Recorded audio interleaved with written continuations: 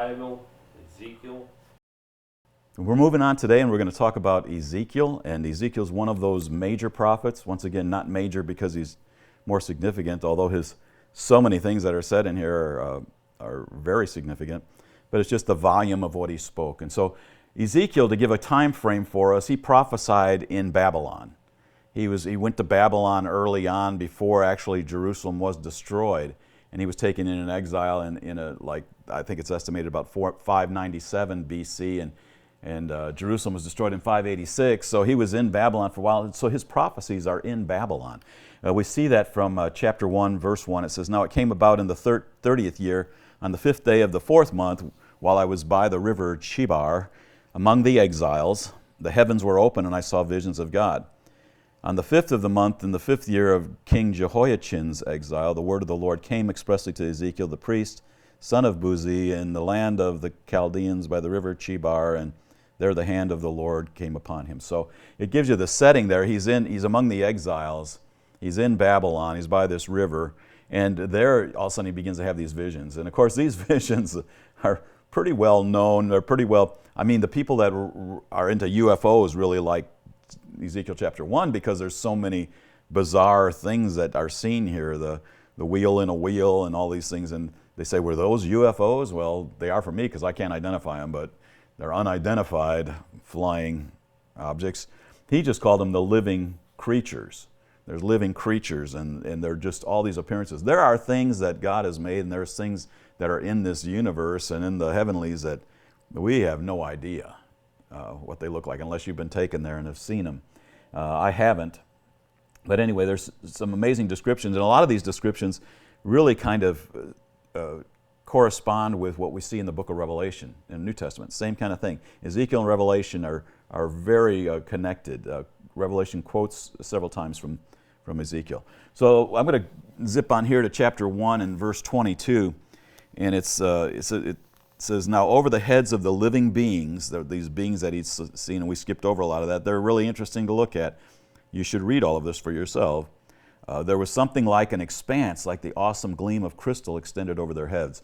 This is a common vision. It's seen in, it's a throne room vision. This expanse, this long, flat, clear crystal plane, and it's where the throne is, and it's an amazing place, and it's a very expansive, and it's seen by several in the scriptures and described in just a little bit different way each time it's seen.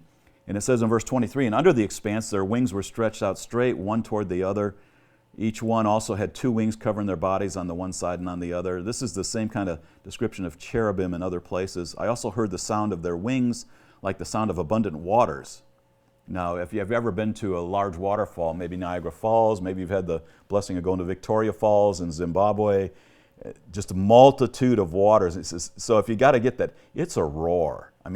If you're just by the ocean and they got little waves coming in, if you really sit and think, it's really pretty loud. But can you imagine just this roar? And this is their wings were producing sounds like that.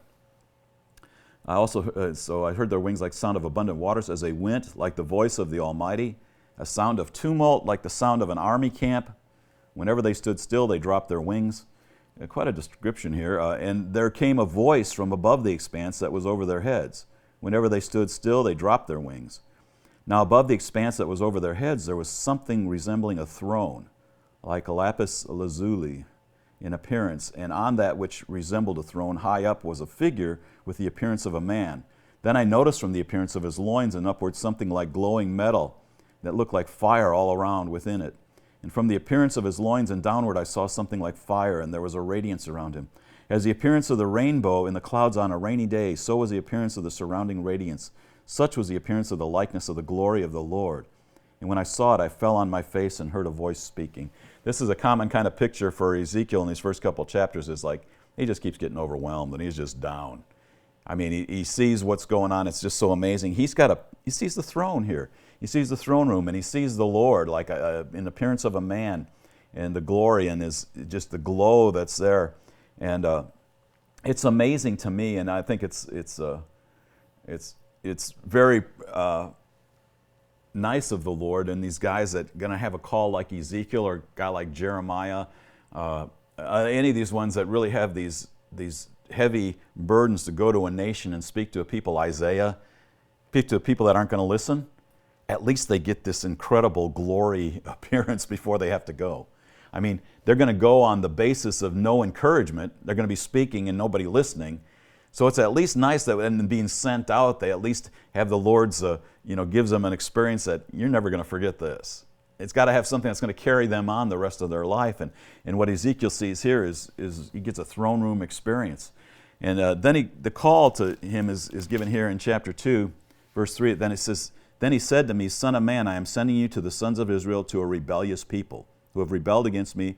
They and their fathers have transgressed against me to this very day." So once again, here's this call, much like we just read in Jeremiah and what Isaiah had to do. He's going to go to people that basically are rebellious. They're not going to listen to him. It says in verse 7, "But you shall speak my words to them, whether they listen or not, for they are rebellious."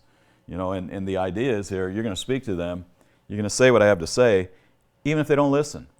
And, we've got to watch in this day that we don't accommodate our words to make sure that we only say things that people will actually listen to.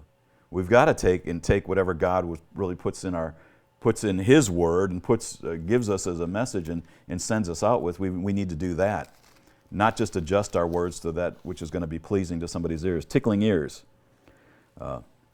In chapter 8, it says, verse 1, "And it came about in the 6th year, on the 5th day of the 6th month. And I was sitting in my house with the elders of Judah sitting before me." So he's got a little group there, "that the hand of the Lord God fell on me there. Then I looked, and behold, a likeness as the appearance of a man. From his loins and downward there was the appearance of fire." Here he sees this again. "From his loins and upward the appearance of brightness, like the appearance of glowing metal. And he stretched out the form of a hand and caught me by a lock of my head." So I guess Ezekiel probably had pretty long hair here. "And the Spirit lifted me up between earth and heaven, brought me in the visions of God to Jerusalem, to the entrance of the north gate of the inner court, where the seat of the idol of jealousy, which provokes the jealousy, was located." He's being taken up into experience here where he's seeing the abominations that are taking place. And he's taken in a I don't know, you call it a vision, but he's picked up by his head. So it's real. It's like Paul said, whether I went there in the body or out of the body, I don't know. But I think he pretty well knows he was picked up by his hair and taken to this place where he sees this vision and he sees this idol of jealousy, which is provoking God to anger because there's this worship of this false god. The whole system is given over to worshiping a false god. We go on and he starts to see, in my Bible it says, it's entitled "The Vision of the Slaughter." I'm going to go in chapter 9 to verse 3, and it says, "Then the glory of the Lord of Israel went up from the cherub on which it had been to the threshold of the temple, and he called to the man clothed in linen. At his loins was the writing case. And the Lord said to him, Go through the midst of the city, even through the midst of Jerusalem, and put a mark on the foreheads of the men who sigh and groan over all the abominations which are being committed in its midst. But to the others he said in my hearing, Go through the city after him and strike. Do not let your eye have pity and do not spare." This is really a vivid picture of what's called the day of the Lord throughout the Scriptures. Now there's an ultimate day of the Lord at the end of the age when the Lord finally comes and he brings judgment to the wicked and he redeems the righteous. Here it says, since this judgment is coming and there's still going to be people just living on the earth and society's going to go on, he says, put a mark on them. Mark the ones that are groaning. Mark the ones that are grieved over the sin like I'm grieved over the sin. Put a mark on them. And, we see the picture of this when we get to the New Testament once again. There's the mark of on the foreheads of 144,000.